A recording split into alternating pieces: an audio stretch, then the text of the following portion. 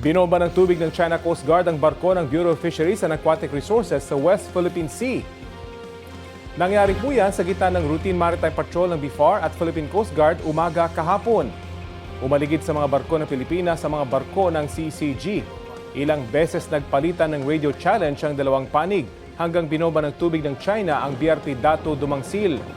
Halos 2 minuto raw itong nagtagal pero hindi direktang tumama sa barko ayon sa PCG. Patuloy pang binuntutan ng CCG ang BRP Dato Dumangsil pagkatapos. Sa kabila nito, natuloy ang misyon ng BIFAR at PCG sa Baho de Masinloc na nag-abot ng krudo, pagkain at tubig para sa mga Pilipinong mangingisda roon.